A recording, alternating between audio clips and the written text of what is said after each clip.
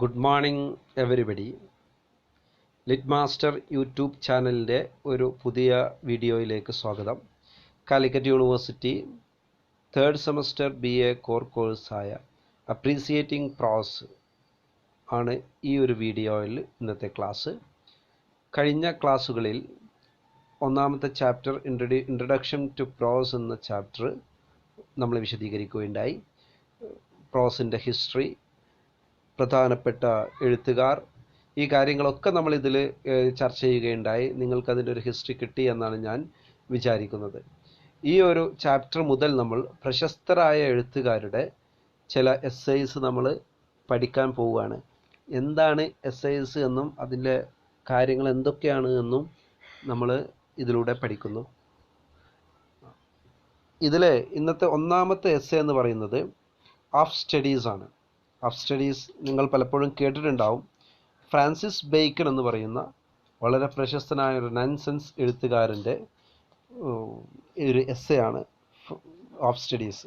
നമുക്ക് ആരാണ് Francis bacon, അദ്ദേഹത്തിൻ്റെ പ്രത്യേകതകൾ എന്തൊക്കെയാണെന്ന് നോക്കാം. Francis bacon was A lawyer, statesman, philosopher and master of English tongue. He is remembered in literary terms for the sharp worldly wisdom of a few dozen essays. He wrote a few dozen essays. With these essays, he was famous. He became famous. So, what is the importance of his essays? What are the peculiarities of his essays? His essays stands apart for its epigrammatic terseness and sharp antithesis. രണ്ട് കാര്യങ്ങളാണ് എപ്പിഗ്രമാറ്റിക് ടേഴ്സ്നെസ്. വളരെ ചെറിയ സെൻറ്റൻസുകളിൽ വളരെ ചെറിയ സെൻറ്റൻസുകളിൽ വളരെ വലിയ കഥകൾ, എന്താ പറയുക, വലിയ സംഭവങ്ങൾ പറയുന്ന, ചിന്തകൾ നൽകുന്ന ഒരു എഴുത്തുകാരനാണ് അദ്ദേഹം. വളരെ ലോകപ്രശസ്തമായിട്ടുള്ള പല കോട്ടുകളും ഇദ്ദേഹത്തിൻ്റെ എസ്സേയിലൂടെ വന്നിട്ടുണ്ട്.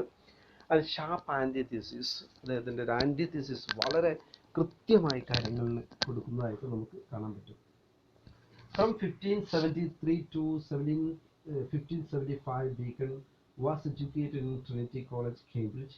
His distaste for what he termed unfruitful Aristotelian philosophy began at Cambridge. ഇദ്ദേഹത്തിൻ്റെ പ്രത്യേകത എന്ന് പറയുന്നത്, ഇദ്ദേഹം ഒരു സയൻറ്റിഫിക് റൈറ്ററാണ്, സയൻറ്റിഫിക് ചിന്തയുള്ള ആളായിരുന്നു. അപ്പോൾ അരിസ്റ്റോട്ടലിയൻ ചിന്തകളായിരുന്നു അത്രയും കാലം ലോകത്തിനെ ഭരിച്ചുകൊണ്ടിരുന്നത്. ഈ ചിന്തകളിൽ വലിയ കാര്യമൊന്നുമില്ല. ഇറ്റ് ഈസ് അൺഫ്രൂട്ട്ഫുൾ എന്നാണ് അദ്ദേഹത്തിൻ്റെ അഭിപ്രായം. അൺഫ്രൂട്ട്ഫുൾ അരിസ്റ്റോട്ടലിയൻ ഫിലോസഫിക്കെതിരെയുള്ള ആ ഒരു ഫിലോസഫിയിലുള്ള അദ്ദേഹത്തിൻ്റെ ഡിസ്റ്റേറ്റ് ഈ ഒരു കാലഘട്ടം മുതൽ തന്നെ തുടങ്ങിയിട്ടുണ്ട്. അദ്ദേഹത്തിന് ട്രിനിറ്റി കോളേജിൽ വെച്ച് തന്നെ ഡിസ്റ്റേസ്റ്റ് അദ്ദേഹത്തിന് തുടങ്ങിയിട്ടുണ്ട്. അദ്ദേഹം സയൻറ്റിഫിക് അരിസ്റ്റോട്ടലിയൻ വിരോധിയായിരുന്നു അദ്ദേഹം.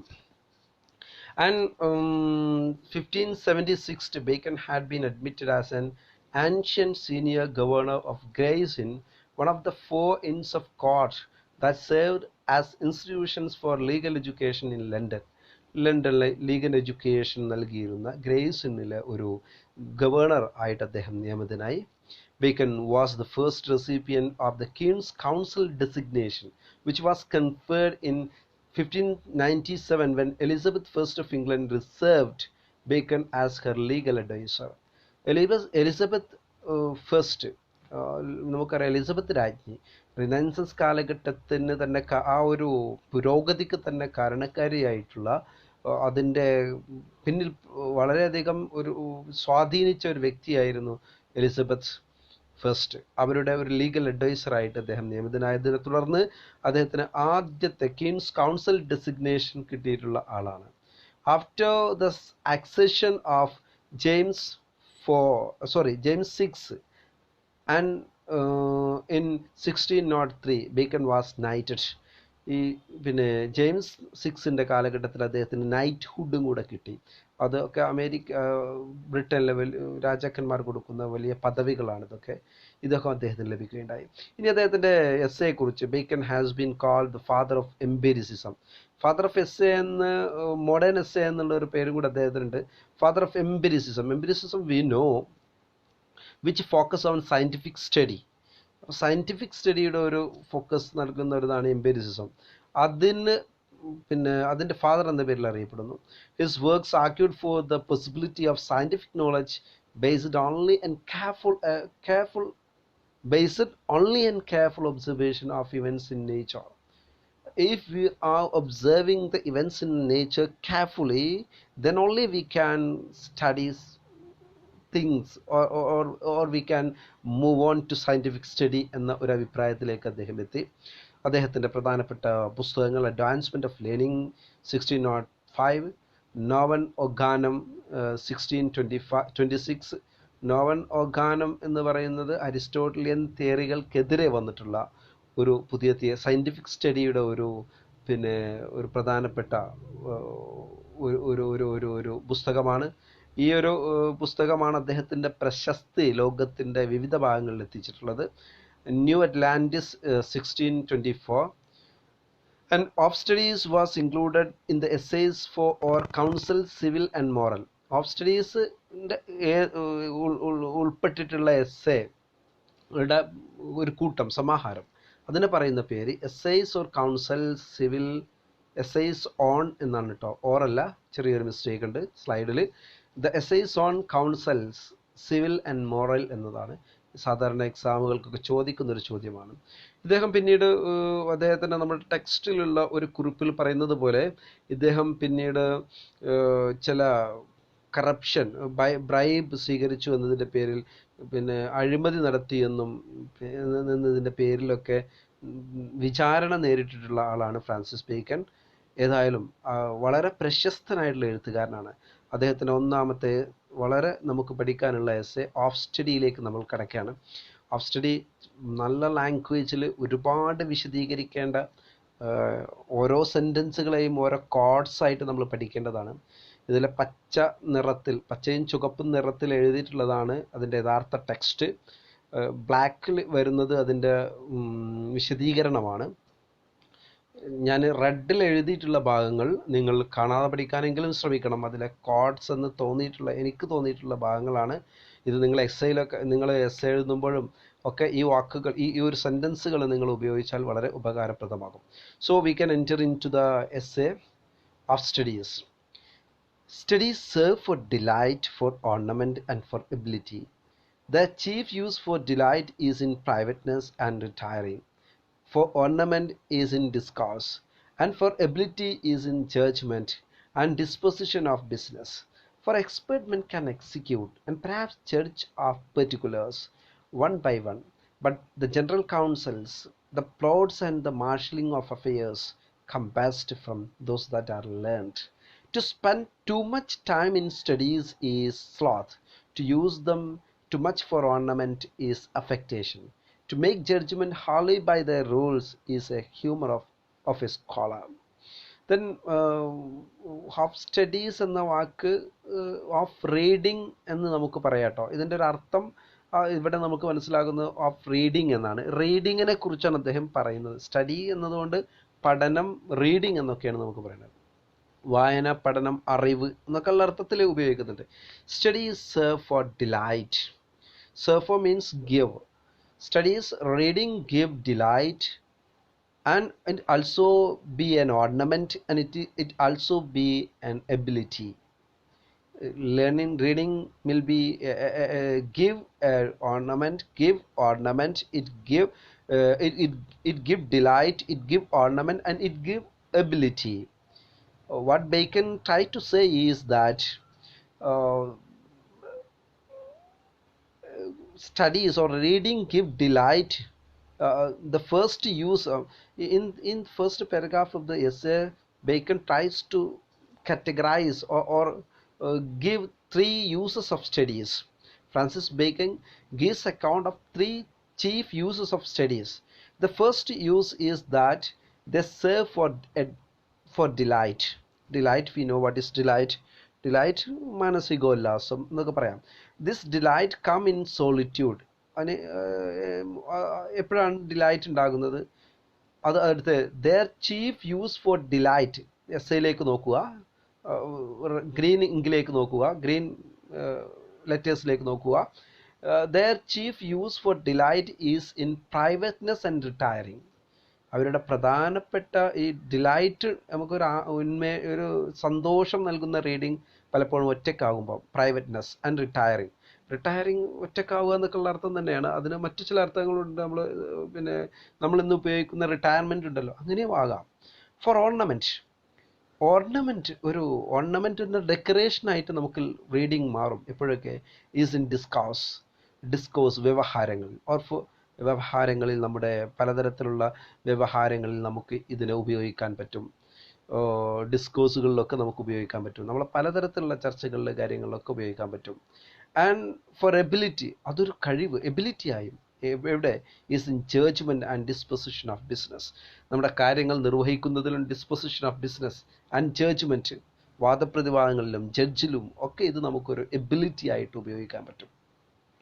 So there may be a question, what are the 3 uses of studies?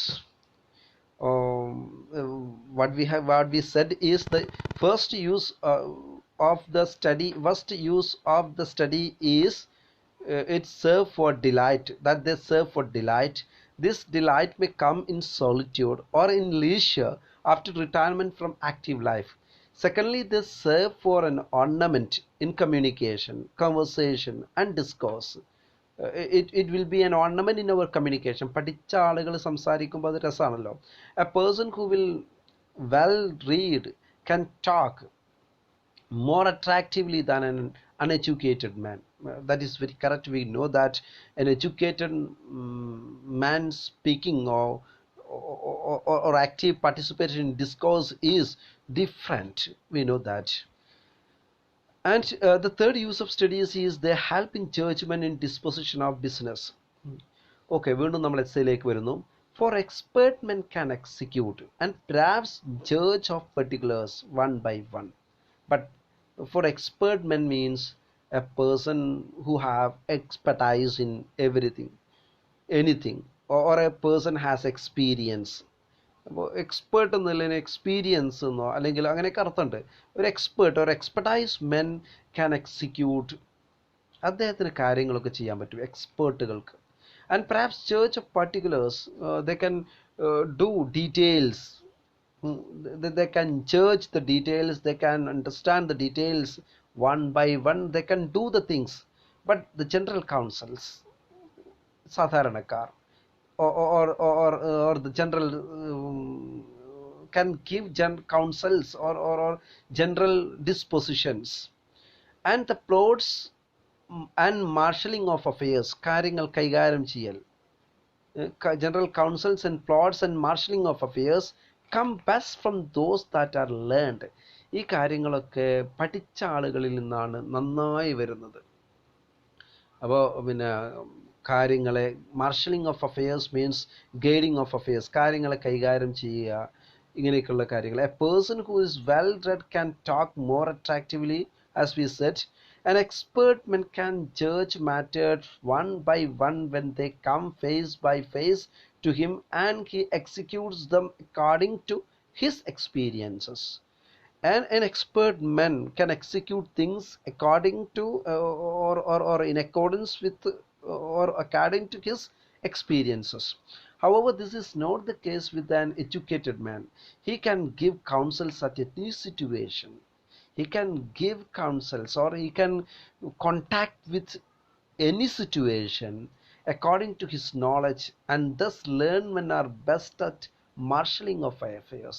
And thus പഠിച്ച ആളുകൾ, അതുകൊണ്ട് അവർക്ക് ഏത് സിറ്റുവേഷനിൽ എപ്പോഴും പെരുമാറാൻ പറ്റുന്നതുകൊണ്ട് പഠിച്ച ആളുകൾ കാര്യങ്ങളെ കൈകാര്യം ചെയ്യുന്ന കാര്യത്തിൽ വളരെ ഉയർന്ന ആളുകളാകുന്നു.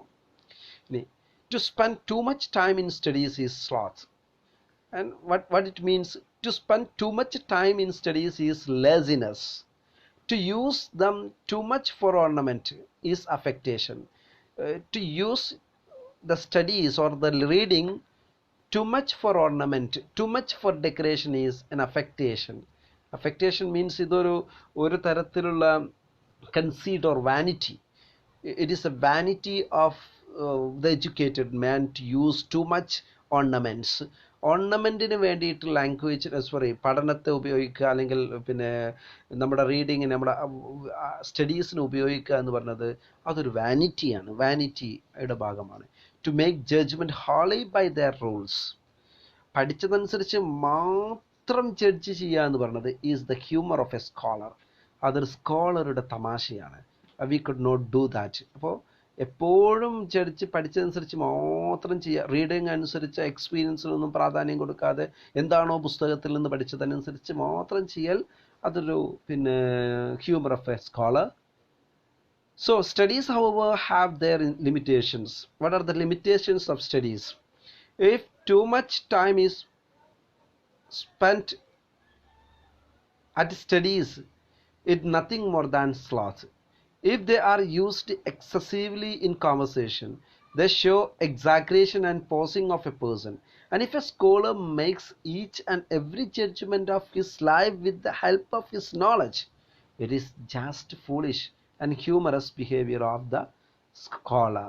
I understand that I think that you could understand the area. So the next part, their perfect nature and are perfected by experience. For natural abilities are like natural plants that need pruning by study, and studies themselves do give forth directions too much at large, except they be bounded in by experience. അത് നമുക്ക് നോക്കാം. The study is perfect nature. Furthermore, they are perfected by experience. Their perfect nature, red എങ്കിലേക്ക് പിന്നെ അവിടെയുള്ള green ഇങ്കിലേക്ക് നോക്കുക, green കളറിലേക്ക് എഴുത്തിലേക്ക് നോക്കുക. Their perfect nature and are perfected by experience. Studies perfect nature, നമ്മുടെ പ്രകൃതത്തെ നന്നാക്കും നമ്മുടെ വായന. And are perfected by experience. And studies are perfected by experience. നമ്മുടെ എക്സ്പീരിയൻസിനനുസരിച്ചിട്ടുള്ള ഒരു വായനാ തലത്തിലേക്കും നമ്മൾ പോകും, ഏതൊക്കെ പുസ്തകങ്ങൾ സെലക്ട് ചെയ്യണം അങ്ങനെ. For natural abilities are like natural plants that need pruning by study. We have many natural abilities and are like natural plants.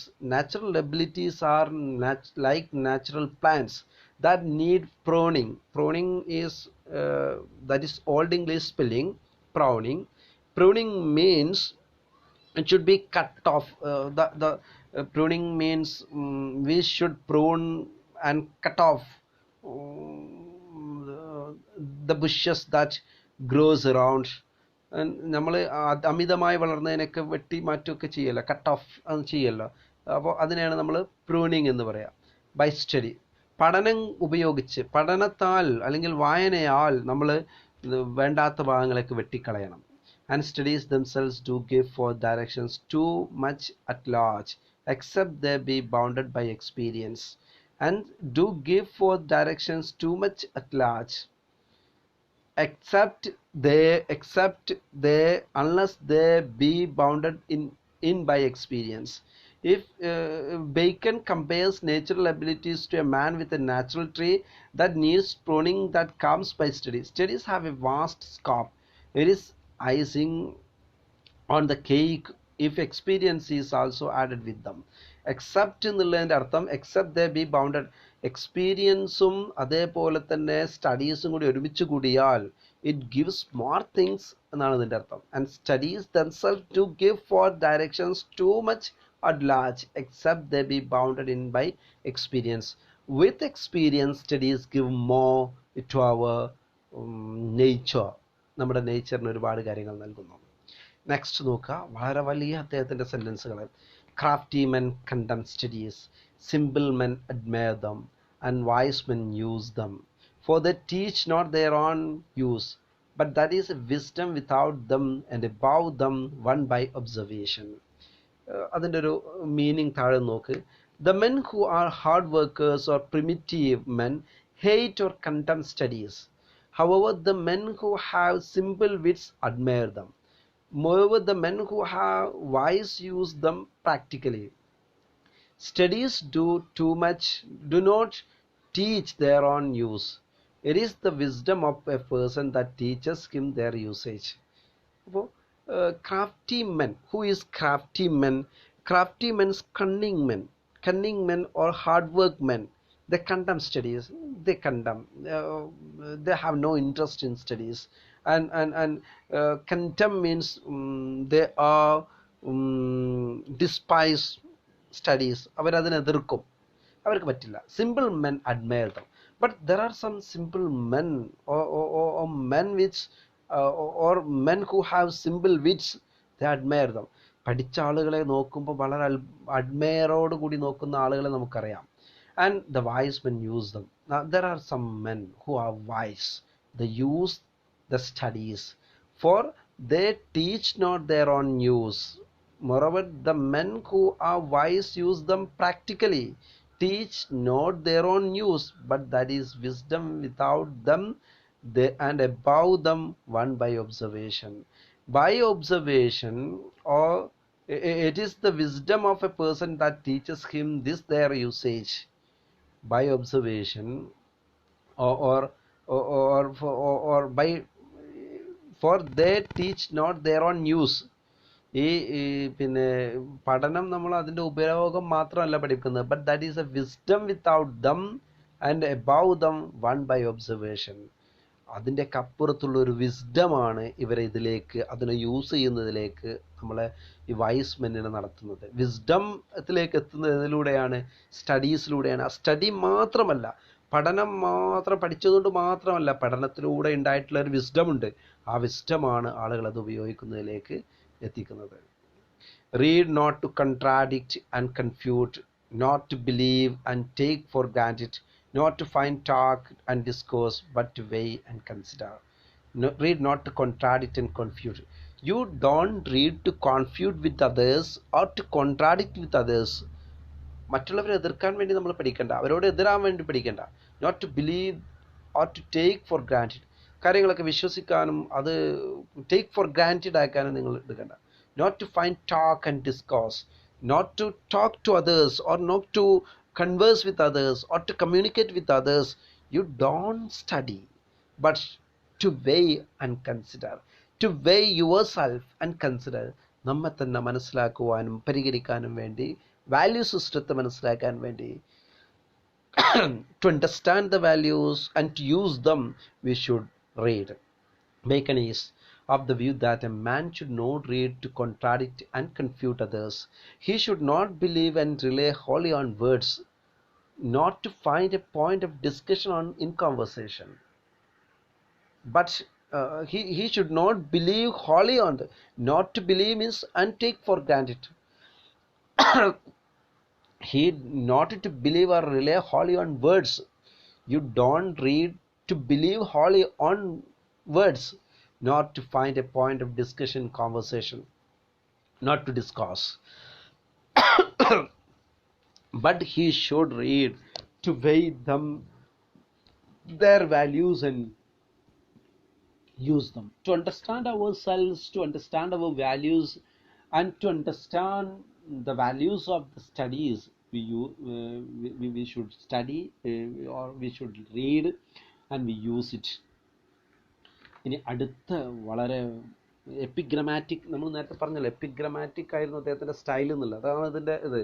Some books are to be tasted, others to be swallowed, and some few to be chewed and digested. വളരെ വലിയ വാക്കുകളാണ്. Some books are to be tasted, ചില പുസ്തകങ്ങൾ മെല്ലെ വായിച്ചു പോയാൽ മതി, taste ചെയ്താൽ മതി. അതേഴ്സ് ടു ബി swallowed, ചിലത് നമ്മൾ വിഴുങ്ങണം, മനഃപ്പാടമാക്കുക, അങ്ങനെ നന്നായി പഠിക്കണം.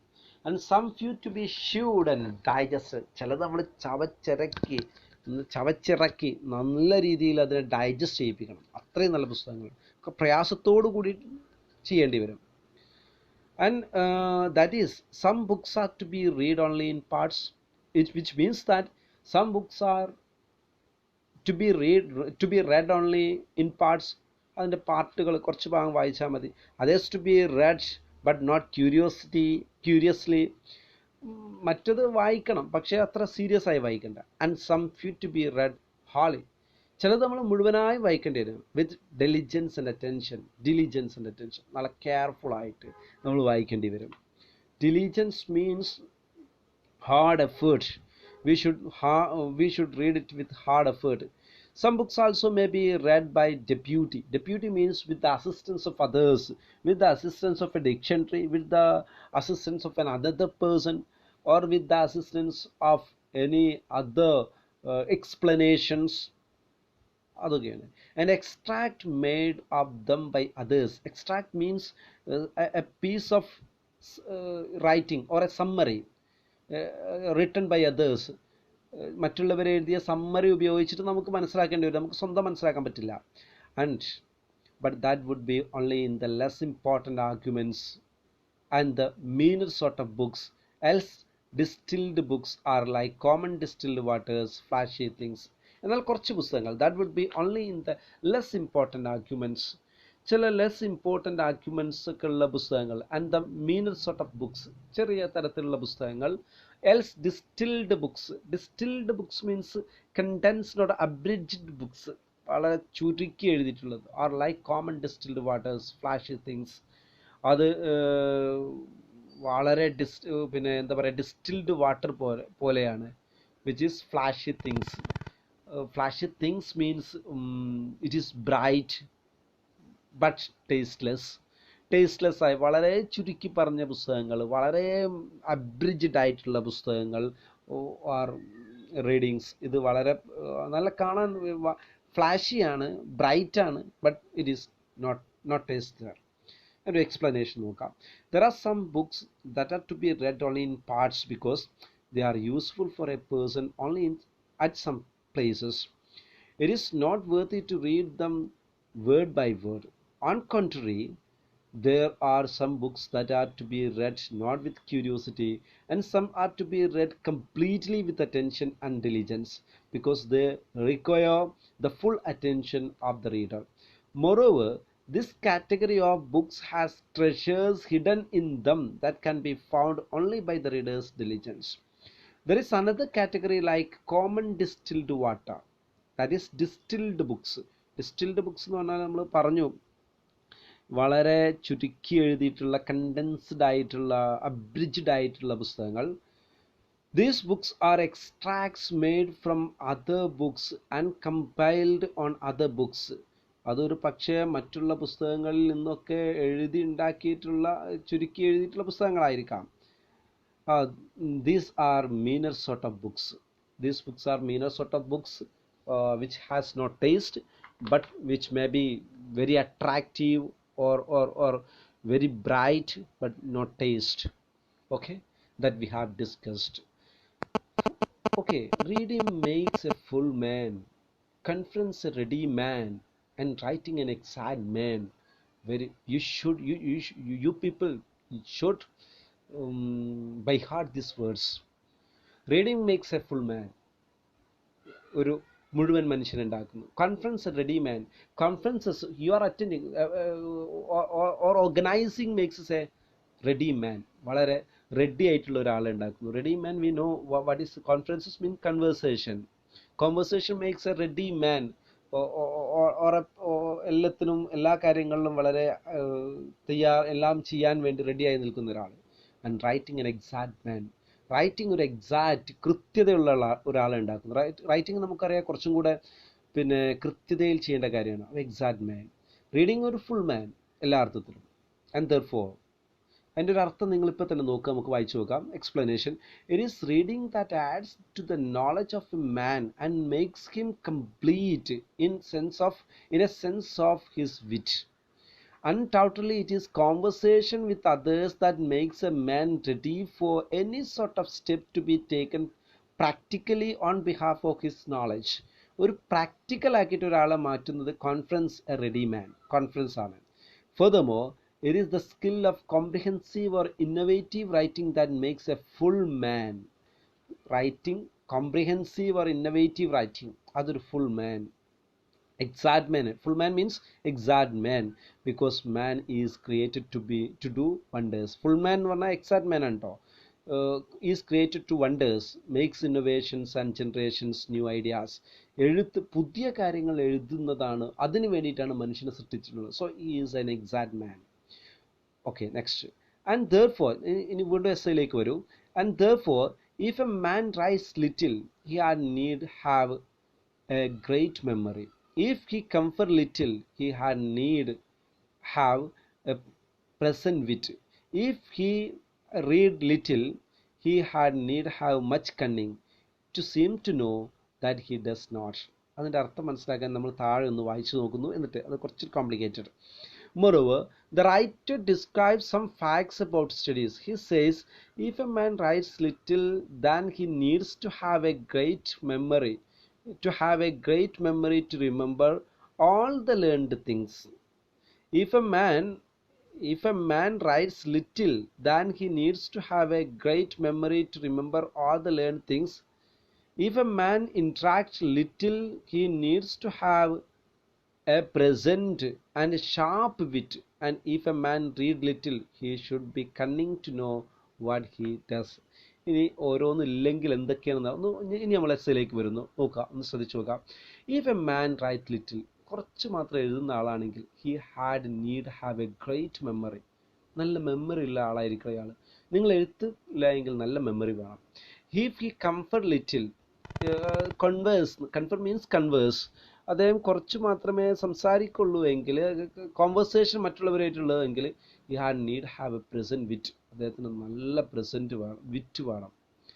And if he read little, he need have much cunning. Read കുറച്ച് മാത്രം വായിക്കുന്ന ആളാണെങ്കിൽ നല്ല കണ്ണിങ് ആണ്. To seem to know that he does not. എന്തിനാണ്? He should be cunning to know what he does. അദ്ദേഹത്തിന് അറിയാത്ത കാര്യങ്ങളെ മനസ്സിലാക്കാൻ നല്ല കണ്ണിങ് ആയിരിക്കണം. അപ്പോൾ എഴുത്തുകാരനല്ല എങ്കിൽ, നിങ്ങൾ എഴുത്തുകാരനല്ല എങ്കിൽ നിങ്ങൾക്ക് മെമ്മറി വേണം. നിങ്ങൾ വായനക്കാരനല്ല എങ്കിൽ നിങ്ങൾക്ക് നല്ല കണ്ണിങ് വേണം. നിങ്ങൾ കൺഫർ ചെയ്യുന്ന ആളല്ല എങ്കിൽ നിങ്ങൾക്ക് പ്രസൻറ്റ് വിറ്റ് വേണം. ഇതാണ് ഇതിൽ പറഞ്ഞിട്ടുള്ളത്. ഇനി ചില ഡിഫറെൻ്റ് ആയിട്ടുള്ള സബ്ജക്റ്റുകളെ കുറിച്ച് അദ്ദേഹം പറയുന്നു, നോക്കൂ. Histories make men wise, poets witty, the mathematics subtle, natural philosophy deep, moral grave, logic and rhetoric able to content. ഇനി അദ്ദേഹത്തിന് histories make men wise, history പഠിച്ചാൽ നമ്മൾ വൈസായി മാറും. പോയറ്റ്സ് വിറ്റി, ഈ വിറ്റി എന്ന വാക്കിൻ്റെ അർത്ഥം ഹ്യൂമർ എന്ന അർത്ഥമല്ല കേട്ടോ. നമ്മൾ വിറ്റ് എന്ന് പറയുന്ന അർത്ഥമല്ല. പഴയ കാലത്ത് ഈ വിറ്റ് റീസൺ, ബുദ്ധി എന്നൊക്കെയുള്ള അർത്ഥത്തിൽ നിന്ന് വരുന്നതാണ് റീസൺ. നല്ല ബുദ്ധിയോ ഉപയോഗിച്ചിട്ട് നല്ല ഗഹനമായ തമാശകൾ പറയുന്നതിനെയൊക്കെ ആയിരുന്നു അന്ന് വിറ്റ് എന്ന് ഉപയോഗിച്ചിരുന്നത്. പിന്നീട് അതിൻ്റെ അർത്ഥം ലോപിച്ച് ഇന്ന് നമ്മൾ ഉപയോഗിക്കുന്ന വിറ്റ്, മലയാളത്തിലൊക്കെ പറയുമല്ലോ വിറ്റ്. ആ വിറ്റിൻ്റെ അർത്ഥമല്ല, അത് കുറച്ചും കൂടി റിന്യൂവേറ്റഡ് എന്ന് പറയാൻ പറ്റില്ല, ഒരു എലവേറ്റഡ് ആയിട്ടുള്ള ഒരു അർത്ഥമാണ് അതിനുള്ളത്. Poets witty. The mathematics subtle, കണക്കറിയുന്ന ആളാണെങ്കിൽ കൃത്യതയോടുകൂടി കണ്ണിങ് ആയി കാര്യങ്ങൾ ചെയ്യാൻ പറ്റും, സട്ടിലായിട്ട്. Natural philosophy deep, if you study natural philosophy it should makes you deep in. അപ്പം വളരെ ഗഹനമായ അടിയിലേക്ക്, ആഴത്തിലേക്ക് ഇറങ്ങി ചെന്ന് പഠിക്കാൻ പറ്റും. Moral grave, if you are studying moral science you make be grave means അതൊരു അദ്ദേഹത്തിൻ്റെ അന്ന് ആ കാലഘട്ടത്തിൽ നിലനിന്നിരുന്ന എലിസബത്ത് ഏജിൻ്റെ ഒരു പ്രത്യേകത മൊറാലിറ്റിയോടുള്ള ഒരു എതിർപ്പായിരുന്നു. ഗ്രേവായി മാറും എന്ന് പറഞ്ഞാൽ നിങ്ങൾ ഒരു എന്താ പറയുക, ഒരു അത്ര ആവശ്യമില്ലാത്ത ഒരാളായിത്തീരുന്നുള്ള അർത്ഥത്തിലേക്കാണ് അത് പറയുന്നത്. ഒരു ഗ്രേവ് ആയിട്ട് നിങ്ങൾ മാറും. Logic and rhetoric able to contend, ലോജിക്കും റെട്രിക്കോ നിങ്ങൾ പഠിച്ചു കഴിഞ്ഞാൽ, റെട്രിക് പ്രസംഗമോ അല്ലെങ്കിൽ മറ്റുള്ളവരായിട്ടുള്ള കൺവേഴ്സൊക്കെയാണ്, ഇത് നിങ്ങൾ പഠിച്ചു കഴിഞ്ഞാൽ you can able to content, which means that you are able to defend through arguments. You can argue with others. Intelligent ആണ് വിറ്റിൻ്റെ അർത്ഥം. വിറ്റി മീൻസ് ഇൻ്റലിജൻറ്റ്. ഞാൻ നേരത്തെ പറഞ്ഞു ഇൻ്റലിജൻറ്റ് റീസൺ, അതിൽ നിന്നാണ് പിന്നെ ഇപ്പോൾ ഉള്ള വിറ്റിലേക്ക് എത്തിയിട്ടുള്ളത്. Bacon says that it is history of ancients that makes new generations wise and poetry witty. These are rules and laws stated by the ancients that make mathematics subtle in its nature. Mathematics subtle. It is because of histories that philosophy has deeper meanings. Philosophy നമുക്കറിയാം അതിൽ ഒരുപാട് deeper meanings, and logic and rhetoric are able to defend through arguments. Next, ഒരു വലിയ sentence ആണ് അടുത്തത്. അബ്യൂൻറ്റ സ്റ്റഡിയ ഇൻ മോസ്. അദ്ദേഹം പറയുന്ന ഒരു ലാറ്റിൻ വേർഡാണ്. Studies pass on in to character. നമ്മൾ പഠിച്ചു കഴിഞ്ഞാൽ ഒരു ലാറ്റിൻ വാക്കാണത് കേട്ടോ. നിങ്ങൾ പഠിച്ചു കഴിഞ്ഞാൽ പഠനം നിങ്ങളെ പിന്നെ എന്തിലേക്ക് നയിക്കും? Studies pass in to character. Ovid എന്ന് പറയുന്ന വളരെ പ്രശസ്തനായിട്ടുള്ള ലാറ്റിൻ റോമൻ എഴുത്തുകാരൻ്റെ ഹെറോയിഡ്സ് എന്ന് പറയുന്ന ഒരു പുസ്തകമുണ്ട്. അതിൻ്റെ ഈ 2583 കാൻറ്റോ 25 സോറി കാൻറ്റോ 15 അതിൽ 83-ാമത്തെ ലൈനിലാണ് ഇങ്ങനെ ഒരു വാക്ക് പറയുന്നത്. ഈ വാക്കിൻ്റെ അർത്ഥം നമ്മുടെ ക്യാരക്ടേഴ്സ്, പഠനം നമ്മുടെ ക്യാരക്ടേഴ്സിനെ, റീഡിങ് നമ്മുടെ ക്യാരക്ടേഴ്സിനെ ബാധിക്കുന്നു എന്നർത്ഥം. നേ മീൻസ് ഇറ്റ് ഈസ് ട്രൂ. അങ്ങനെ ഒരു അർത്ഥമുണ്ട്. നോട്ട് എന്നുള്ള അർത്ഥമാണ്. Nay there is no stond or impediment in the wit but may be wrought out by fit studies. Wit Bacon is of the view that any impediment or stone in the wit can be routed but by fit studies.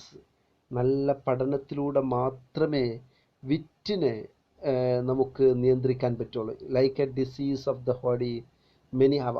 വിറ്റിനെ നിയന്ത്രിക്കാൻ പറ്റുക എന്ന് പറഞ്ഞാൽ നമ്മുടെ ഇൻ്റലിജൻസിന് വിറ്റ് can be Raut. വിറ്റിനെ നല്ല രീതിയിൽ defend ചെയ്യല്ല കേട്ടോ ഉദ്ദേശം. അതിനെ നല്ല രീതിയിൽ നമുക്ക് റൗട്ട് ഔട്ട് ചെയ്യാൻ, അതിനെ നല്ല രീതിയിൽ പിന്നെ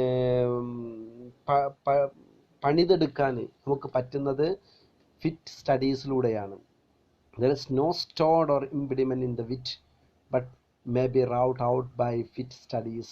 നമ്മുടെ വിറ്റിന് ഒരു തരത്തിലുള്ള impediment means there is no stand or no defendants or no stond എന്ന് പറഞ്ഞാൽ ഇംപെഡിമെന്റ് എന്ന് പറഞ്ഞാൽ ഒരർത്ഥമാണ്. But may be wrought out by fit studies like as diseases of the body. നമുക്കൊരു ശരീരത്തിലൊരു അസുഖം വന്നാൽ നമ്മൾ എന്ത് ചെയ്യും? May have appropriate exercises. നമുക്ക് എക്സസൈസുകളുണ്ട്. Bowling is good for the stone and Reigns.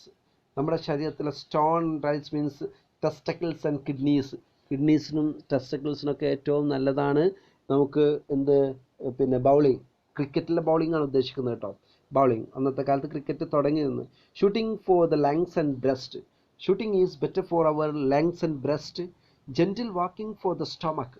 Walking is good for our stomach. Riding riding horse for the head. Riding is good for our head and the like. ഇതാ പറയാൻ ശ്രമിക്കുന്നത് ഇതാണ്. ചില നമ്മുടെ physical ഡിസീസുകൾക്ക് നല്ല മരുന്നുകളുണ്ട്, നല്ല എക്സസൈസുകളുണ്ട്. അതേപോലെ നമ്മുടെ വിറ്റിന്, നമ്മുടെ ചില പ്രയാസങ്ങൾക്ക്, നമ്മുടെ ചില മാനസിക പ്രയാസങ്ങൾക്ക് എന്തുണ്ട്? നല്ല മരുന്നുകൾ ഏതിലുണ്ട്? പിന്നെ ചില പഠനത്തിലൂടെയുണ്ട്, ചില റീഡിങ്ങിലൂടെയുണ്ട് എന്നാണ്. Bacon is of the view that any impediment or the stone in the wit can be routed out by fit studies. If a person considers oneself dull, he can make him better through studies. Clearly, bowling is good for the stone and reins, shooting for the lungs and breast, gentle walking for the stomach, riding for the head. Similarly, studies also have a physical role in mortal's life.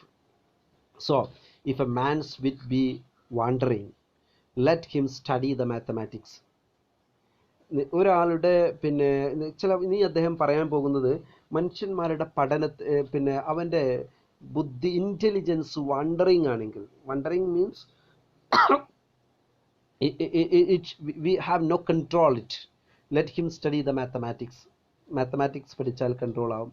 For in demonstrations, if his wit be called away, never so little, he must begin again.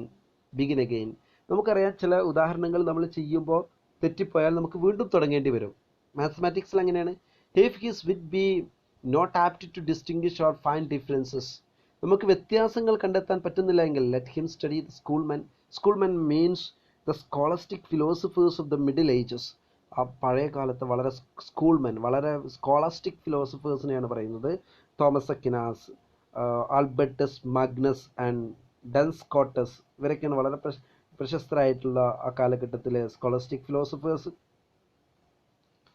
And അവർ പഠിക്കുക. And they are സിമിനി സെക്ടേഴ്സ്. സിമിനി സെക്ടേഴ്സ് ആണ് അവർ. What is സിമിനി സെക്ടേഴ്സ്? നിങ്ങൾക്ക് ക്വസ്റ്റ്യൻ ചോദിച്ചേക്കാം. സിമിനി, those who made minute distinctions in logical arguments. Logical ആർഗ്യുമെന്റ്സിൽ മൈന്യൂട്ട് ആയിട്ടുള്ള ഡിസ്റ്റിങ്ഷൻസ് വരുത്തിയിട്ടുള്ള, പിന്നെ വളരെ കൃത്യമായിട്ടുള്ള പഠനങ്ങൾ, മൈന്യൂട്ടായിട്ടുള്ള ആർഗ്യുമെന്റുകൾ നടത്തിയിട്ടുള്ള ആളുകളാണ് ഈ സ്കൂൾമെൻ. For they are simony sectors. They are the people who made minute distinctions in logical arguments. If he be not apt to beat over matters and to call up one thing to prove and illustrate another. നമുക്ക് കാര്യങ്ങളെ call upon matters means കാര്യങ്ങൾ കൃത്യമായി മനസ്സിലാക്കാനോ അതിനെ കീഴടക്കാനോ പറ്റുന്നില്ല എങ്കിൽ, and to call up one thing to prove and illustrate another, ഒരു ചില കാര്യങ്ങളെ പ്രൂവ് ചെയ്യാനും ഇല്ലസ്ട്രേറ്റ് ചെയ്യാനൊന്നും പറ്റുന്നില്ല എങ്കിൽ let him study the lawyers cases. അവനെ നമ്മൾ പോയിട്ട് പിന്നെ അഡ്വക്കേറ്റിൻ്റെ ലോയേഴ്സ് കേസ് പഠിക്കട്ടെ. എന്നാൽ നമുക്ക് കൃത്യമായി കാര്യങ്ങളെ വിജയിക്കാൻ പറ്റും. പിന്നെ അതേപോലെ തന്നെ ഇല്ലസ്ട്രേറ്റ് ചെയ്യാനും പ്രൂവ് ചെയ്യാനൊക്കെ പറ്റും. So every defeat of the mind may have A special receipt. അവസാനത്തെ വാക്കാണ് receipt means, receipt or receipt means remedy. നമ്മുടെ ഏത് physical defect of the mind. So every defect of the mind may have a special receipt. If a man's wit is unable to focus at a point and keeps wandering, let him study mathematics so that he may learn to demonstrate rationally. If his wit is unable to find references, let him study the schoolman. If a man is not able to call upon things to prove and illustrate another, he should study the lawyer's cases. So we are going to complete our class today. The last, our today's question is that first one, who are simony sectors? Who are simony sectors? The second question is that abuan studia in mos, what it means. Abuan studia in mos, what it means. And third question is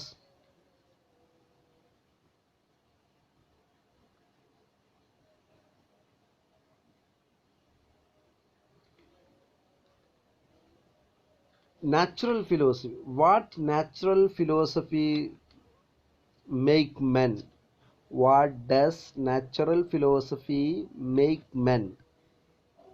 Okay, thank you for your listening.